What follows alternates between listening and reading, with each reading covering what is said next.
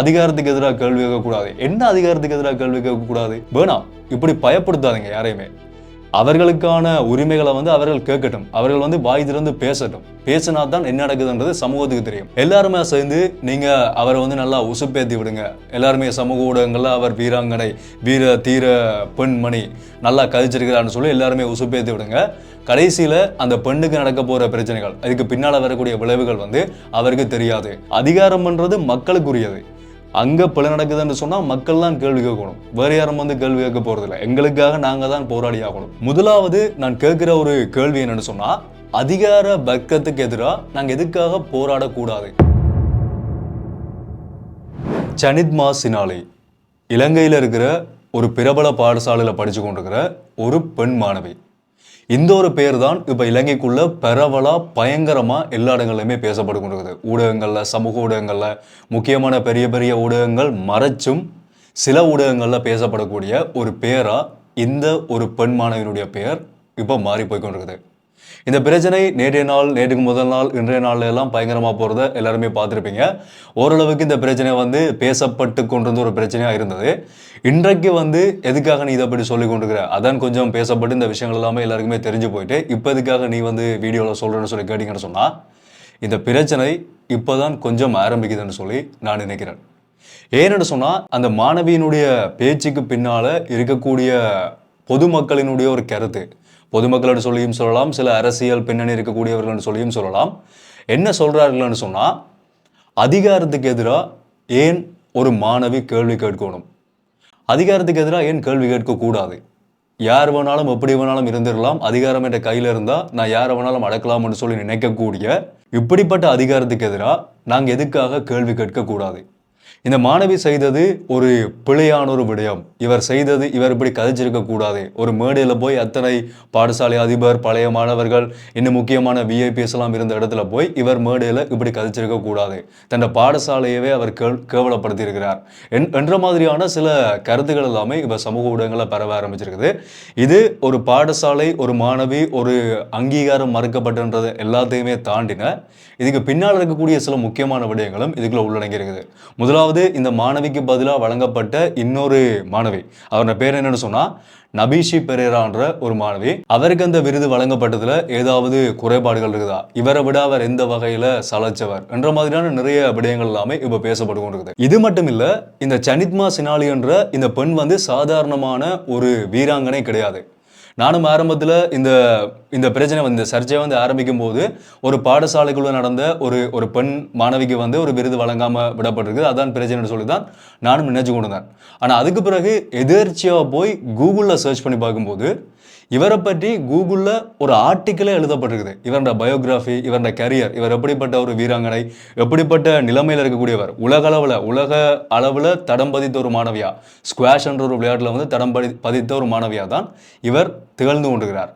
அப்பேற்பட்ட ஒரு வீராங்கனைக்கான விருது தான், ஒரு சர்வதேச அளவில் பெயர் பெற்ற ஒரு வீராங்கனைக்கான விருது தான் ஒரு பாடசாலைக்குள்ள மறுக்கப்பட்டிருக்குது. ஸோ இது கட்டாயமாக பேசப்பட வேண்டிய ஒரு முக்கியமான விடயம். இந்த வீடியோவில் ஒட்டுமொத்தமாக இந்த மாணவியினுடைய உரைக்கு பின்னால் இருக்கக்கூடிய விடயங்கள் என்ன, அவர் என்னத்தை தான் உண்மையிலேயே சொல்ல வந்தார். இங்கே இருக்கக்கூடிய ஒரு பிரச்சனை என்ன தெரியுமா, நாங்கள் பொதுவாக எல்லா மனிதர்களுக்கு இடையிலும் இருக்கக்கூடிய பிரச்சனை ஒருத்தர் என்ன சொல்ல வராருன்றத இன்னொருத்தருக்கு விளங்காமல் இருக்கிறது தான் பிரச்சனைகள் உருவாகிறதுக்கான ஒரு அடிப்படையான காரணமே.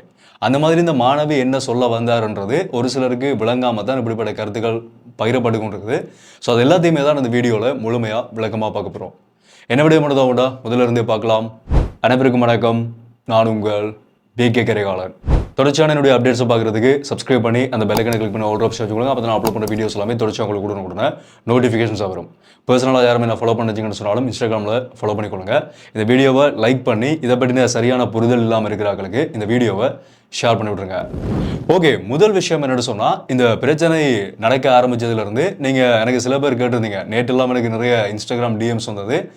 நீ எதுக்காக இந்த விஷயத்தை படி கதைக்காமல் இருக்கிற கரிகாலா, நீ தான் சமூகத்தில் நடக்கக்கூடிய பிரச்சனை எல்லாத்தையுமே நீ உடனுக்குடனே கதைப்பியே, இது இவ்வளோ பெரிய முக்கியமான பிரச்சனை போய்கொண்டிருக்குது, இது எதுக்காக நீ கதைக்காமல் இருக்கன்னு சொல்லி கேட்டிருந்தீங்க. இந்த வீடியோ சமூக ஊடகங்களில் பரவ ஆரம்பித்து ஒரு 3 மணி நேரத்திலேயே எனக்கு நீங்கள் அனுப்பியிருந்தீங்க, யார் ஒரு ஆள் அனுப்பியிருந்தீங்க. அதை பார்த்துட்டேன். ஆனால் என்ன பிரச்சனைன்னு சொன்னால், எனக்கு சிங்களம் தெரியாது. அந்த மாணவி வந்து சிங்களத்தில் தான் உரையாடி இருந்தார், எல்லாருக்குமே விளங்கணும் பண்ணுறதுக்காக.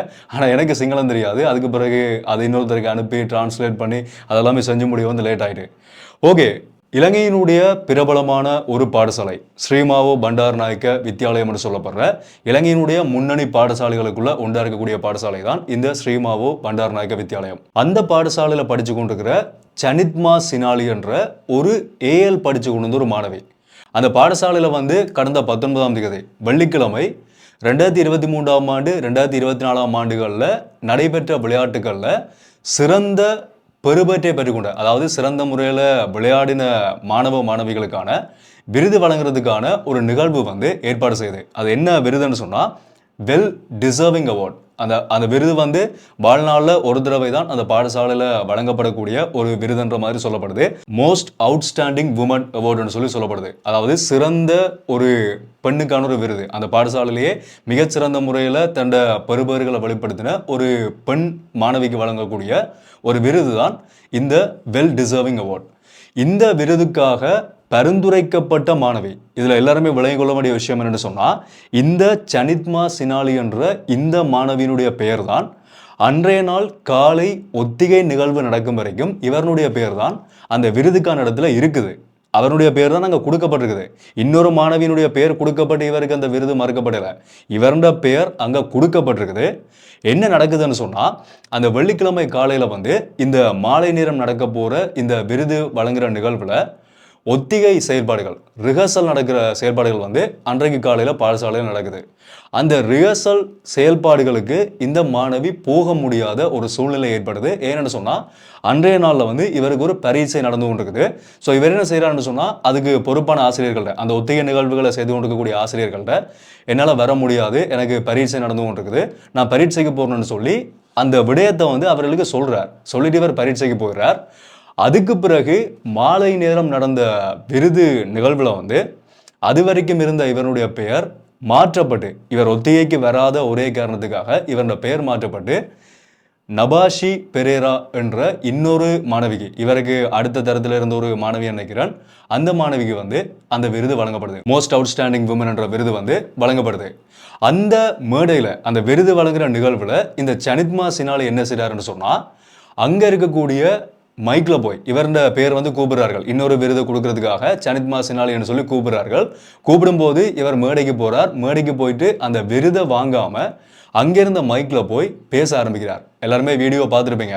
என்ன சொல்கிறாருன்னு சொன்னால், முதல்ல எல்லாருக்குமே வணக்கம் சொல்லிட்டு தனக்கு நடந்திருக்கக்கூடிய இந்த பிரச்சனையை, இப்படி ஒத்திகை நிகழ்வு நடந்தது, அந்த ஒத்திகைக்கு என்னால் போக முடியாமல் போனது, அதுக்கான காரணம் பரீட்சை நடந்து கொண்டிருந்தது, ஆனால் அந்த ஒத்திகைக்கு போக முடியாத ஒரே ஒரு காரணத்துக்காக காலையில் வரைக்கும் அந்த இடத்துல இருந்த இந்த பெயர் மாற்றப்பட்டு, அந்த பேர் நீக்கப்பட்டு இன்னொரு வீராங்கனையினுடைய பேர் வந்து அங்கே ஆட் பண்ணப்பட்டிருக்குது, எனக்கான ஒரு அங்கீகாரம் இங்கே மறுக்கப்பட்டிருக்குது என்ற மாதிரி ஒரு விடயத்தை சொல்கிறார். ஆனால் இது எல்லாமே சொல்கிறதுக்கு முதல் அவர் இன்னும் ஒரு சில விடயங்களை வந்து ஆரம்பத்தில் சொல்கிறார். என்னென்னு சொன்னால், தான் சிறு வயதிலிருந்தே இந்த பாடசாலையில் தான் படிக்கிறேன். இந்த ஸ்ரீமாவோ பண்டாரநாயக்க வித்தியாலயம்ன்றது எனக்கு மிக மிக முக்கியமான ஒரு வித்தியாலயம். இது எனக்கு எல்லாத்தையுமே பெற்றுக் கொடுத்துருக்குது. இந்த வித்தியாலயத்துக்கு நான் மதிப்பளிக்கிறேன். இதை முக்கியமாக பார்க்கணும். அவர் வந்து பாடசாலையினுடைய பெயரை கெடுக்கிறதுக்கு விரும்பலை, அதுக்காக கதைக்கல. இந்த பாடசாலையை நான் முழுவதுமாக மதிக்கிறேன். ஆனால் குறிப்பிட்ட ஒரு சிலருடைய செயல்பாடால் எதுக்காக இந்த விருது எனக்கு மறுக்கப்படுது, இந்த அங்கீகாரம் மறுக்கப்பட்டுன்றதான் நான் கேட்கிறேன் என்ற மாதிரி ஒரு விடயத்தை வந்து அங்கே சொல்லியிருக்கிறார். அவர் இன்னொரு மாணவிக்கு வழங்கப்பட்ட விருது ஐயோ எனக்கு கொடுக்கப்படாமல் போயிட்டேன்னு சொல்லி பொறாமையிலையெல்லாம் இந்த விடயம் வந்து கதைக்கப்படலை. சில பேர் அப்படியும் வந்து நினச்சி கொண்டிருக்கிறார்கள், இன்னொருத்தருக்கு கொடுக்கப்படுறதுக்காக நான் மட்டும்தான் பெரிய ஒரு வீராங்கனைன்னு சொல்லி நினச்சி கொண்டு தான் இவர் கதைச்சிருக்கிறார் என்ற மாதிரிலாம் சொல்லப்பட்டிருக்குது. அப்படியெல்லாம் கிடையாது. சரியான முறையில் ஒரு திறமைக்கான அங்கீகாரம் மறுக்கப்படுமா இருந்தால் அது எப்பேற்பட்ட வலியை ஏற்படுத்தும்ன்றது அந்தந்த இடங்களில் இருக்கக்கூடியவர்களுக்கு மட்டும்தான் தெரியும். ஸோ அதனால் அவர் கேட்ட கேள்வி முழுக்க முழுக்க சரியானது. அந்த இடத்துல அவர் பேசுனது வந்து மிகச் சரியானது. அடுத்த கட்டம் கேட்கப்படுற இன்னொரு விடயம் என்னென்னு சொன்னால், நான் ஆரம்பத்தில் சொன்னதானே, இந்த மாணவி வந்து சாதாரணமான ஒருத்தர் கிடையாது. இவரை பற்றி கூகுளில் சர்ச் பண்ணும்போது இவரை பற்றி ஒரு ஆர்டிக்கல் எழுதப்பட்டிருக்குது, ஸ்குவாஷ்ன்ற ஒரு கேம். இவர் முதலாவது என்ன விளையாட்டு விளையாடுறாருன்றது நிறைய பேருக்கு தெரியலை, எனக்கும் தெரியலை. இந்த ஸ்குவாஷ்ன்ற ஒரு விளையாட்டு இருக்குன்றது எனக்கு இன்றைக்கு தான் தெரியும். இது எப்படிப்பட்ட விளையாட்டுன்னு சொன்னால், இவர் என்ன விளையாட்டில் டேலண்ட்டாக இவ்வளோ விஷயங்கள் வந்து திறமையை வந்து அடைஞ்சிருக்கிறாருன்னு சொன்னால், ஸ்குவாஷ் என்ற ஒரு விளையாட்டு. அது எப்படிப்பட்ட விளையாட்டுன்னு சொன்னால், நாங்கள் இந்த டென்னிஸ் பார்த்துருப்போம் தானே, ரெண்டு பக்கமும் நடுவில் ஒரு நெட் கட்டிட்டு ரெண்டு பக்கமும் நின்று ஒரு போலை வந்து மாறி மாறி அடித்து விளையாடக்கூடிய ஒரு விளையாட்டு. நான் சிம்பிளாக சொல்கிறேன். அதே மாதிரி இந்த ஸ்குவாஷ்ன்றது என்னென்னு சொன்னால், ஒரு ரூமுக்குள்ளே கிட்டத்தட்ட ஒரு 3 சிவர் இருக்கக்கூடிய ஒரு அறைக்குள்ள இந்த பக்கம் கண்ணாடி வைக்கப்பட்டிருக்கும், கண்ணாடிக்கு இங்கால நடுவர்கள் இருப்பார்கள். அந்த உள்ளுக்குள்ளே இருக்கக்கூடிய அந்த அரங்கத்துக்குள்ள ரெண்டு பேர் இல்லாட்டி 4 பேர் நின்று சிவருக்கு வந்து பந்து அடிப்பார்கள். அந்த பந்தை சின்ன ஒரு பிளாஸ்டிக் போல் ஒன்று இருக்கும், அதை அடித்து ஒருத்தர் அடிக்கும் போது மற்ற இவருக்கு எதிராக விளையாடக்கூடிய அந்த வீரர் வந்து அதை தடுத்து திரும்ப அடிக்கணும். யார் அதை வந்து விடுறார்களோ, அடிக்காமல் விடுறார்களோ அவர் வந்து தோற்று போயிடுவார், இவர் வந்து வின் பண்ணுவார். அந்த மாதிரி எதிர்பக்கமாக யாருமே இல்லாமல் சிவருக்கு அடிச்சு விளையாடக்கூடிய ஒரு விளையாட்டு தான் இந்த ஸ்குவாஷ்ன்ற ஒரு விளையாட்டு. இது இன்டர்நேஷ்னல் ரீதியாக பயங்கரமாக விளையாடப்படக்கூடிய ஒரு விளையாட்டாக வந்து சொல்லப்படுது. இந்த விளையாட்டில் தான் இந்த சனித் மாசினாலி வந்து டேலண்டாக இருந்திருக்கிறார். அவர் என்னென்ன அடைவுகளை வந்து அடைஞ்சிருக்கார், எப்படிப்பட்ட சாதனைகள் எல்லாம் செஞ்சிருக்காருன்றதை அவரை பற்றின அந்த ஸ்போர்ட்ஸ் சம்மந்தமான விஷயங்கள் வந்து வெளியாகிறது. அதில் சில முக்கியமான விடயங்களை சொல்கிறார். ஒன்று வந்து காமன்வெல்த் கேம் 2022ஆம் ஆண்டு நடந்த காமன்வெல்த் கேமில் வந்து கோல்டு மெடலிஸ்டாக வந்து இருந்திருக்கிறார், தங்கப்பதக்கம் வந்து வின் பண்ணியிருக்கிறார்.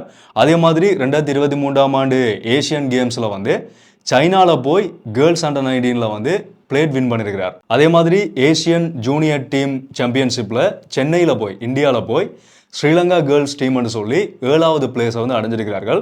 அதுக்கு பிறகு சீனியர் நேஷனல் ஸ்குவாஷ் சாம்பியன்ஷிப்பில் 2023ஆம் ஆண்டில் விமன்ஸ் ஓப்பனில் வந்து national runner up 24th junior national squash சாம்பியன்ஷிப்பில் வந்து நேஷனல் ரன்னர் அப்பாக வந்து வின் பண்ணியிருக்கிறார்.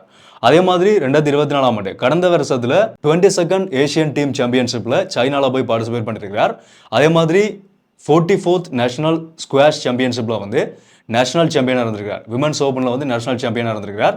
அதே மாதிரி 35th ஜூனியர் நேஷனல் ஸ்குவாஷ் சாம்பியன்ஷிப்பில் அண்டர் 19 வந்து junior national girls player of the இயர்னு சொல்லி ஒரு அவார்டு வாங்கியிருக்கிறார். அதே மாதிரி 60th ஏர்ஃபோர்ஸ் ஓப்பன் ஸ்குவாஷ் டோர்னமெண்ட்டில் விமன் ஓப்பனராக வந்து ரன்னர் அப்பாக அச்சீவ் பண்ணியிருக்கிறார்.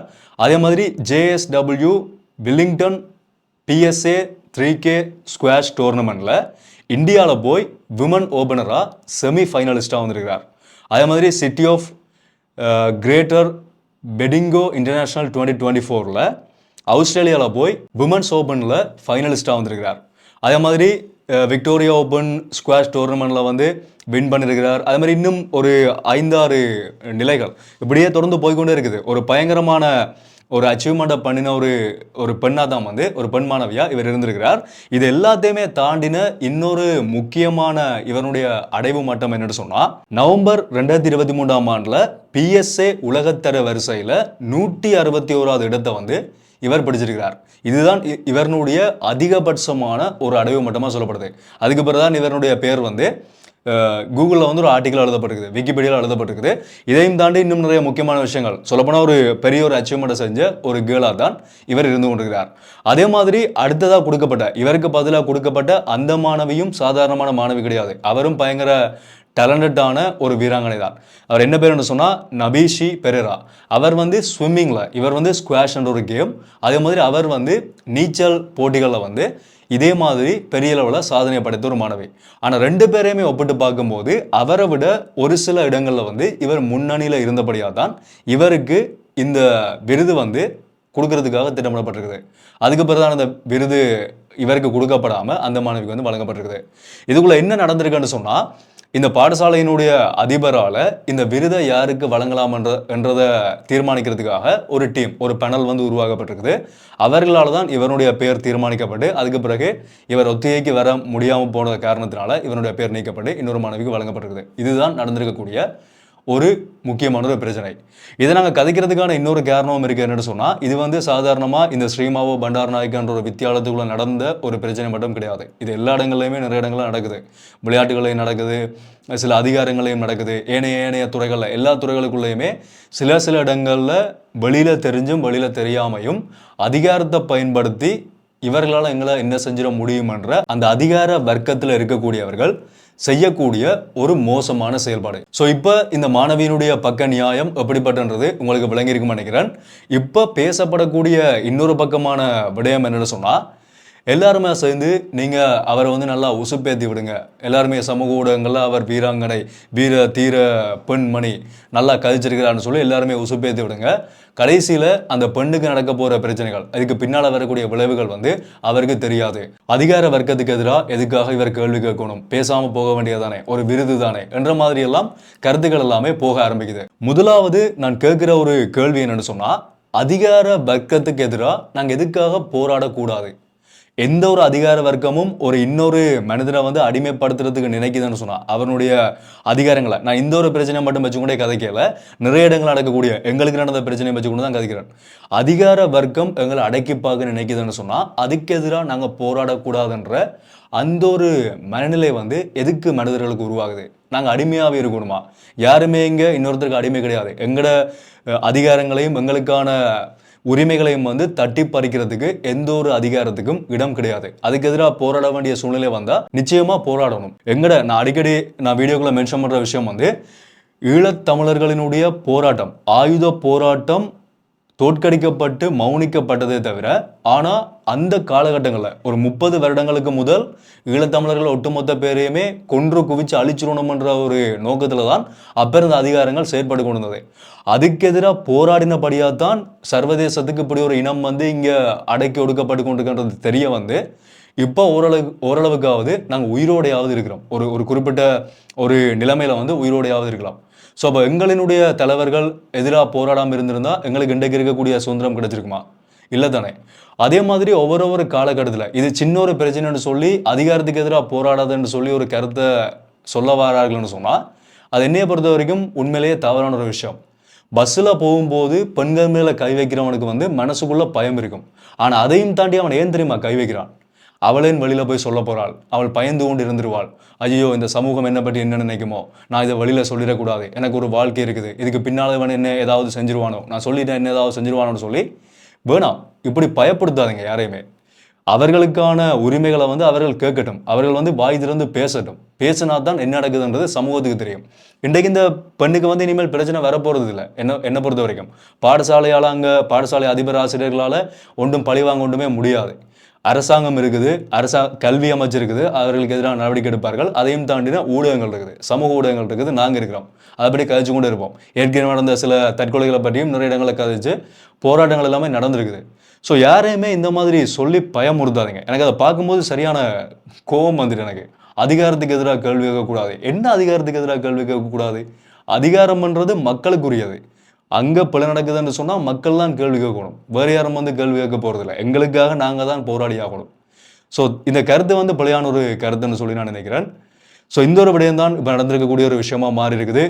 இந்த பிரச்சனைக்கான இப்போ தீர்வாக என்ன சொல்லப்பட்டிருக்குன்னு சொன்னால், கல்வி அமைச்சால் சரியான அறிக்கை சமர்ப்பிக்க சொல்லி இந்த பாடசாலைக்கு வந்து ஒரு அதிகாரம் பிறப்பிக்கப்பட்டிருக்க மாதிரி செய்திகள் வெளியாகி இருக்குது. பெரும்பாலும் ஊடகங்களில் பிரதானமான இந்த மெயின் ஸ்ட்ரீம் மீடியால எல்லாம் இதை பற்றி பெரும்பாலும் செய்திகள் வெளியாகலை. சமூக ஊடகங்களில் எங்களை மாதிரியான கிரியேட்டர்ஸ் மட்டும்தான் இதை பற்றி காய்ச்சி கொடுக்குறோம். மறுபடி பெரிய ஊடகங்களில் இதை பற்றின விடயங்கள் வந்து வெளியாகலைன்றதும் இங்கே நாங்கள் கவனிக்க வேண்டிய ஒரு முக்கியமான விடயம். இதில் நடந்திருக்கிற இன்னொரு நல்ல விஷயம் என்னென்னு சொன்னால், இந்த மாணவி கதைச்சதுக்கு பிறகு இனிமேல் யாருமே இன்னொரு கொஞ்ச காலத்துக்கு யாருமே அதிகாரத்தை பயன்படுத்தி யாரையுமே முடக்கிறதுக்கு நினைக்க மாட்டார்கள் சொல்லி நான் நினைக்கிறேன். ஸோ பொறுத்திருந்து பார்க்கலாம் எப்படிப்பட்ட நியாயம் இந்த மாணவி கிடைக்குதுன்றதை. தொடர்ச்சியான அப்டேட்ஸ் வரும்போது எல்லாத்தையுமே நான் கட்டாயமாக உங்களுக்கு அப்டேட் பண்ணுறேன். இதை பற்றி நான் உங்களுடைய கருத்துக்களை தாராளமாக நீங்கள் கீழே கமெண்ட் சொல்லிடலாம். தொடர்ச்சியான அப்டேட்ஸ் பார்க்கணும்னு சொன்னால் சப்ஸ்கிரைப் பண்ணி இந்த பெல் ஐக்கனை கிளிக் பண்ணி ஒரு ஆப்ஷன் சொல்லுங்கள். அப்போ நான் அப்லோட் பண்ணுற வீடியோஸ் எல்லாமே தொடர்ச்சி உங்களுக்கு கொடுங்க நோட்டிஃபிகேஷன்ஸாக வரும். ஸோ மீண்டும் ஒரு வீடியோவில் சந்திப்போம். நன்றி.